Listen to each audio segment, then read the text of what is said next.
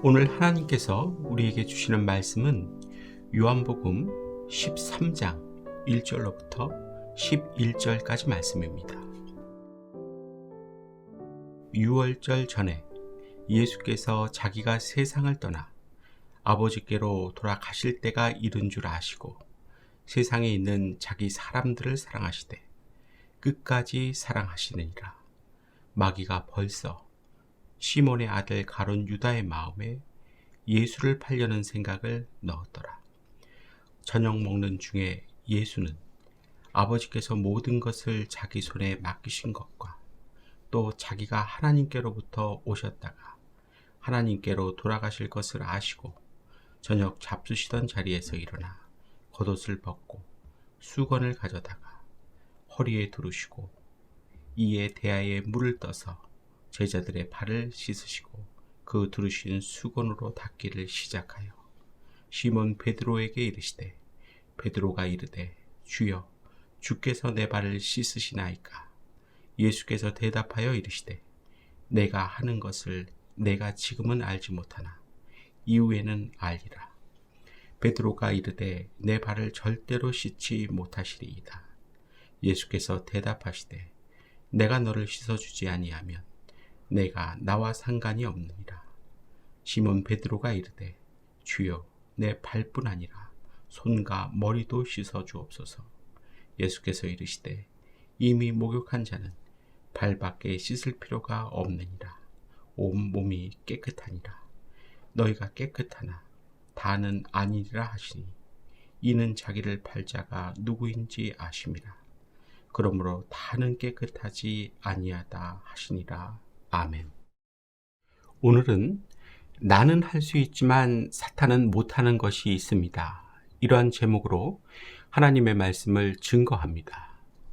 사탄은 매우 강력합니다. 하나님을 대적할 정도로 강하고 예수님을 시험할 정도로 강합니다. 하지만 나보다 못하는 것이 있습니다. 나는 할 수 있는데 사탄은 못하는 것이 있다는 것입니다. 그게 뭘까요? 궁금하시지요? 본문 말씀을 차례로 상고해 봅니다. 1절, 2절 말씀입니다. 유월절 전에 예수께서 자기가 세상을 떠나 아버지께로 돌아가실 때가 이른 줄 아시고 세상에 있는 자기 사람들을 사랑하시되 끝까지 사랑하시니라. 마귀가 벌써 시몬의 아들 가룟 유다의 마음에 예수를 팔려는 생각을 넣었더라. 사랑하시되 끝까지 사랑하시니라. 이것이 예수님의 사랑입니다. 이 사랑은 변덕이 없는 끝까지 가는 사랑입니다. 그리고 이 사랑은 우리를 위하여 십자가에 못 박혀 죽기까지 하시는 희생적인 사랑입니다. 우리는 지금 이러한 영원한 예수님의 사랑 가운데서 살아가고 있는 것입니다. 맞지요? 알고는 살아야 합니다. 예수님께서 일찍이 새 계명을 너희에게 주노니 서로 사랑하라. 내가 너희를 사랑한 것 같이 너희도 사랑하라고 하셨습니다. 여기서 새 계명이라는 데 큰 의미가 있습니다. 옛 계명은 이웃 사랑하기를 내 몸같이 하라는 것이었습니다. 새 계명과 옛 계명의 다른 점은 기준입니다. 기준이 내 몸과 같이 해서 내가 너희를 사랑한 것 같이로 바뀐 것입니다. 그렇기 때문에 우리는 새 기준에 따라 예수님께서 우리를 사랑한 것 같이 서로 사랑하며 살아야 하는 것입니다. 이렇게 살 수 있도록 우리가 지음을 받았기 때문에 이러한 생활을 하라는 것입니다. 따라해 볼까요? 우리는 서로를 사랑하는 생활을 할 수 있다. 가룟 유다의 마음에 예수를 팔려는 생각을 넣었더라. 이처럼 예수님께 사랑을 받으며 예수님과 함께하고 있는 가룟 유다에게 마귀는 들어갑니다. 이것이 우리가 지금 다니고 있는 지상교회, 땅에 있는 보이는 교회의 모습입니다.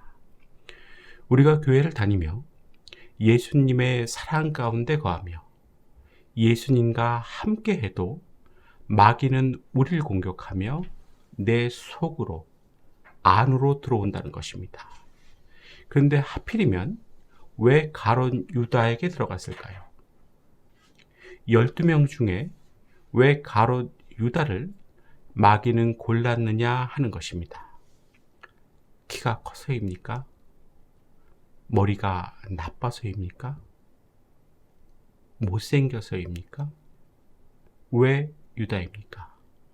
혹시 생각해 보신 적 있으십니까? 그 이유는 다른 게 아니라 불만 때문이었습니다. 가룟 유다는 언제부턴가 불만을 가지게 되었고, 이런 불만을 가진 가룟 유다를 마귀는 선택한 것입니다. 이 불만은 향유옥합을 깨뜨린 마리아 때 처음으로 입 밖으로 나오기 시작합니다. 그리고 예수님의 자세한 훈계를 듣고는 더욱 기분이 나빠져서 대제사장들에게로 가서 은 30을 성금으로 먼저 받고 그렇게 팔아버립니다. 이 모습이 마태복음 26장 12절로부터 16절에 나와 있습니다. 말씀 봅니다. 이 여자가 내 몸에 이 향유를 부은 것은 내 장례를 위하여 함이니라. 내가 진실로 너희에게 이르노니 온 천하에 어디서든지 이 복음이 전파되는 곳에서는 이 여자가 행한 일도 말하여 그를 기억하리라 하시니라. 그때 12 중에 하나인 가룟 유다라 하는 자가 대제사장들에게 가서 말하되 내가 예수를 너희에게 넘겨주리니 얼마나 주려느냐 하니 그들이 은 30을 달아 주거늘 그가 그때부터 예수를 넘겨줄 기회를 찾더라. 마귀는 아무에게나 들어가는 것이 아닙니다. 가룟 유다와 같이 불만을 갖고 불만을 말하며 훈계를 들으면 들을수록 더 기분이 나빠지는 사람을 골라서 들어가는 것입니다. 예수님의 사랑을 받으면서도 교회를 다니면서도 얼마든지 가능한 일입니다. 따라해 볼까요? 마귀는 불만을 갖고 불만을 말하며 훈계를 들으면 더 기분 나빠하는 사람에게 들어간다.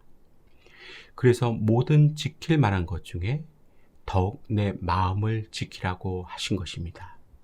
3절로부터 5절 말씀 봅니다.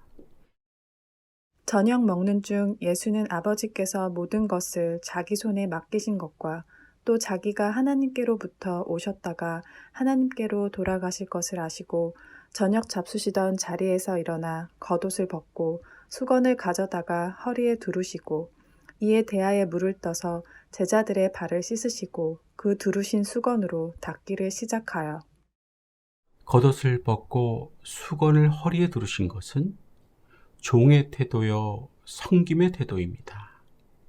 유대인들은 일반적으로 식사하기 전에 발을 씻는 것이 관리였으나 여기에서는 식사 시작할 때 발을 씻지 않았습니다. 그 이유는 제자들이 누가 크냐 하는 문제로 싸웠기 때문입니다. 그때 예수님께서는 종의 위치에서 제자들의 발을 씻어주심으로 사랑과 겸손과 서로 섬기는 모본을 보여주시고 좀 더 나아가 당신이 십자가에서 피 흘려 죽으심으로 택한 백성의 죄를 씻어주실 것을 상징으로 보여주셨습니다. 예수님께서 이 철없는 제자들에게 해주신 것은 섬김입니다. 십자가에 못 박히셔야 하는 예수님을 뒷전으로 한 채 누가 더 크냐 하며 제 욕심만을 생각하는 제자들에게 베푸신 것이 섬김이었다는 것입니다. 제자들 참 얄밉지요. 못됐죠. 정 떨어지지요. 이런 인간들의 발을 씻겨 주신 것입니다. 이게 오늘날 우리가 해야 하는 일입니다. 즉 섬김입니다. 우리는 이렇게 살 수 있도록 지음 받았기 때문에 섬김의 생활을 하라는 것입니다. 따라해 볼까요? 우리는 마음에 안 드는 사람도 섬기는 생활을 할 수 있다. 사랑하는 성도님들, 예수를 믿는다는 것은 이런 것입니다. 교회를 다닌다는 것은 이런 것입니다. 정확히 해야 합니다. 6절, 7절 말씀 봅니다. 시몬 베드로에게 이르시니 베드로가 이르되 주여 주께서 내 발을 씻으시나이까. 예수께서 대답하여 이르시되 내가 하는 것을 내가 지금은 알지 못하나 이후에는 알리라. 예수님께서 발을 씻겨주시는 깊은 뜻을 베드로가 지금은 이해하지 못하나 나중에는 이해하게 될 것이라는 것입니다. 신앙은 이처럼 자라나는 것입니다. 그래서 지금은 왜 이래야 하지 하며 이해할 수 없었던 것들이 후에는 자연스럽게 이해가 되고 깨달아지는 것입니다. 하지만 자기 프레임 또는 프레임의 법칙이라고 하는 이 틀에 항상 갇혀서 사는 사람은 예외입니다. 프레임이란 이런 것입니다. 잘 들어주세요. 프레임 또는 프레임의 법칙이 무엇인지를 쉽게 이해하게 도와주는 좋은 예화입니다. 제목 프레임의 법칙. 미국 알래스카에서 실제로 있었던 일입니다. 젊은 아내는 아이를 낳다가 출혈이 심해 세상을 떠났습니다. 다행히 아이는 목숨을 건졌습니다. 홀로 남은 남자는 아이를 애지중지 키웠습니다. 아이를 돌봐줄 유모를 구하려 노력했지만 쉽지 않았습니다. 남자는 유모 대신 훈련이 잘 된 듬직한 개를 구해 아이를 돌보게 했습니다. 개는 생각보다 똑똑했습니다. 남자는 안심하고 아이를 둔 채로 외출도 할 수 있었습니다. 어느 날 남자는 여느 때처럼 개에게 아이를 맡기고 잠시 집을 비우게 되었습니다. 그런데 뜻밖의 사정이 생겨 그날 늦게야 집으로 돌아왔습니다. 남자는 허겁지겁 집으로 들어서며 아이의 이름을 불렀습니다. 주인의 목소리를 들은 개가 꼬리를 흔들며 밖으로 뛰어나왔습니다. 그런데 이게 웬일입니까? 개의 온몸이 피범벅이었습니다. 불길한 생각이 들어 남자는 재빨리 방문을 열어보았습니다. 아이는 보이지 않았고 방바닥과 벽이 온통 핏자국으로 얼룩져 있었습니다. 남자는 극도로 흥분했습니다. 내가 없는 사이에 개가 아들을 물어 죽였구나. 이렇게 생각한 남자는 즉시 총을 꺼내 개를 쏴 죽였습니다. 바로 그 순간 방에서 아이의 울음소리가 들려왔습니다. 화들짝 놀란 남자가 방으로 들어가 보니 침대 구석에 쪼그려 앉은 아이가 울먹이며 자신을 쳐다보고 있었습니다.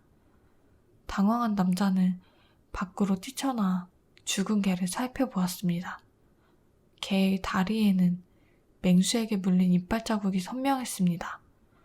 곧이어 남자는 뒤뜰에서 개한테 물려 죽은 늑대의 시체를 발견했습니다. 오, 맙소사. 남자는 자신의 아이를 지키기 위해 늑대와 혈투를 벌인 충직한 개를 자기 손으로 쏴 죽이고 만 것이었습니다. 프레임 또는 프레임의 법칙이란 이런 것입니다. 똑같은 상황이라도 어떠한 틀을 갖고 상황을 해석하느냐에 따라 사람들의 생각과 행동이 완전히 달라진다는 것입니다. 사랑하는 성도님들, 여러분들께서는 신앙생활 하시는 데 있어 어떠한 프레임을 가지고 있으십니까? 또 접근하십니까? 감사라는 프레임입니까? 아님 싫다라는 프레임입니까? 한번 대답해 보세요. 사탄은 하나님 옆에 있으면서도 감사의 프레임을 가지지 못했습니다. 그 결과 사탄이 된 것입니다. 천사도 감사의 프레임을 가지지 못하면 사탄이 되는 것입니다. 프레임의 법칙은 이루어지는 것입니다. 그렇다면 우리는 어떠합니까? 매주 하나님 앞에 나와 하나님의 말씀을 듣습니다. 하나님을 예배하고 찬양합니다. 그런데 어떠한 프레임을 가지고 있느냐 하는 것입니다. 감사의 프레임입니까? 싫다의 프레임입니까? 하나님의 음성으로 들으셔야 할 것입니다. 지금은 알지 못하나 이후에는 알리라. 감사의 프레임을 가지고 있는 사람에게만 해당되는 말씀입니다. 싫다라는 프레임을 가지고 있는 사람은 평생을 신앙생활해도 깨달아 알지를 못하는 것입니다. 그 결과 신앙이 성장하지 못하게 됩니다. 더욱이 이 말씀은 우리 모두는 깨달아 알 수 있고 그래서 신앙이 성장할 수 있도록 지음 받았다는 것입니다. 그렇기 때문에 감사의 프레임을 가지고 하나님의 말씀을 깨달아 신앙이 성장하는 생활을 하라는 것입니다. 따라해 볼까요? 우리는 깨달아 신앙이 성장하는 생활을 할 수 있다. 8절, 11절 말씀 봅니다. 베드로가 이르되 내 발을 절대로 씻지 못하시리이다. 예수께서 대답하시되 내가 너를 씻어주지 아니하면 네가 나와 상관이 없느니라. 시몬 베드로가 이르되 주여 내 발뿐 아니라 손과 머리도 씻어주옵소서. 예수께서 이르되 이미 목욕한 자는 발밖에 씻을 필요가 없느니라. 온몸이 깨끗하니라. 너희가 깨끗하나 다는 아니니라 하시니 이는 자기를 팔 자가 누구인지 아심이라. 그러므로 다는 깨끗하지 아니하다 하시니라. 이미 목욕한 자. 우리가 예수님을 믿을 때 제사함을 받아 영이 온전히 깨끗해진 것을 말하는 것입니다. 중생하여 처음 믿을 때, 즉 자기가 죄인인 줄을 깨닫고 예수님을 구주로 영접할 때 과거와 현재와 미래의 죄가 전부 사함을 받아 온몸 전체가 깨끗해진 것입니다. 이것을 기본 회개라고 합니다. 일생 동안 단 한 번만 있는 일입니다. 발밖에 씻을 필요가 없느니라. 이것은 중복 회개입니다. 성도가 날마다 짓는 죄를 회개하여 자기 속에 있는 죄의 부패성을 점점 벗어버리고 성화되는 것을 가리키는데, 이 회개는 중생한 다음에도 날마다 발을 씻듯이 계속적으로 반복해야 하는 것입니다. 예수님께서는 지금도 날마다 하나님 우편에서 우리를 위하여 기도해 주시고 성령으로 감동을 시키시고 또 징계도 하셔서 우리가 죄를 회개하고 주님 앞에 나와 씻김을 받도록 역사하시고 계십니다. 우리가 해야 하는 가장 중요한 일들 중에 하나가 바로 이 발을 씻는 중복 회개입니다.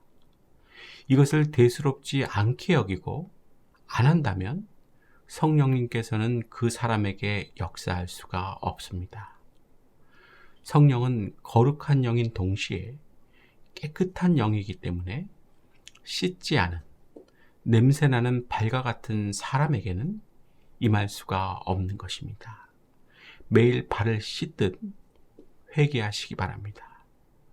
나를 사랑하는 것을 멈추고 다시 하나님을 사랑하고 다른 사람들을 사랑하는 것을 시작하신다면 매일같이 회개하시게 될 것입니다. 회개의 영을 부어 주실 것입니다. 우리는 이렇게 회개할 수 있도록 지음을 받았습니다. 참 감사한 일이죠.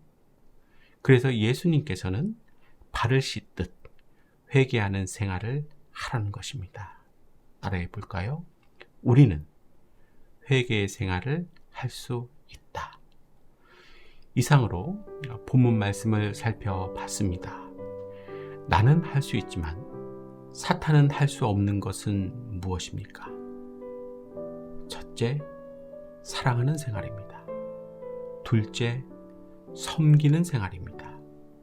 셋째, 깨달아 신앙이 성장하는 생활입니다.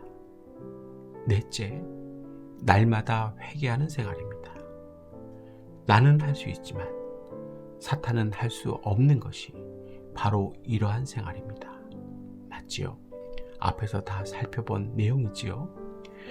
그런데 중요한 것은 내가 이러한 생활을 할 수 있다는 것이 여러분 어떻게 들려지십니까? 나는 누군가를 사랑할 수 있다. 나는 마음에 안 드는 사람도 섬길 수 있다. 나는 깨달아 내 신앙을 성장시킬 수 있다. 나는 날마다 회개할 수 있다. 이 말이 어떻게 들리시냐 하는 것입니다. 기쁘십니까? 하나님께 감사하십니까? 대답해 보세요. 아니지요. 솔직히 별거 아닌 것처럼 들리시죠. 왜 성도가, 하나님의 자녀인 우리가 누군가를 사랑할 수 있다는 말에, 마음에 안 드는 사람도 섬길 수 있다는 말에, 깨달아 내 신앙을 성장시킬 수 있다는 말에, 회개할 수 있다는 말에 시큰둥한 반응을 보이게 되었을까요? 사탄이 보여야 할 반응을 왜 우리가 보이고 있는 것일까요? 나의 관심은 이미 딴 데 있기 때문입니다. 이러한 생활에는 관심이 하나도 없는 것입니다. 관심을 하나님께서 두라고 하시는데 두시길 축복합니다. 그렇지 않으면 반드시 저주가 임하고 마는 것입니다. 사탄이 대표적인 예입니다. 하나님보다 자기 자신이 커 보이기 시작했습니다. 하나님보다 자기 자신이 더 중요하기 시작했습니다. 관심이 하나님으로부터 멀어지고 서서히 자기 자신에게로 옮겨지기 시작한 것입니다. 사랑하는 성도님들, 사탄이 처음부터 사탄으로 만들어진 것이 아닙니다. 너 지금부터 사탄해 하고 하나님께서 만드신 것이 아니란 것입니다. 원래는 천사였습니다. 천사가 이렇게 해서 사탄이 된 것입니다. 그렇다면 우리는 사탄이 될 수 없을까요? 나는 사탄이 될 수 없느냐 하는 것입니다. 될 수 있지요. 나도 충분히 사탄이 될 수 있지요. 천사가 사탄이 될 수 있으면 인간인 나도 사탄이 될 수 있는 것입니다. 얼마든지 가능하다고 생각하시며 사는 것이 옳은 것입니다. 지금 여러분의 관심은 어디에 있습니까? 무엇을 생각하십니까? 무엇을 보고 계십니까? 무엇을 말하십니까? 하나님께서 나에게 하시는 무서운 경고로 들으실 수 있기를 바랍니다.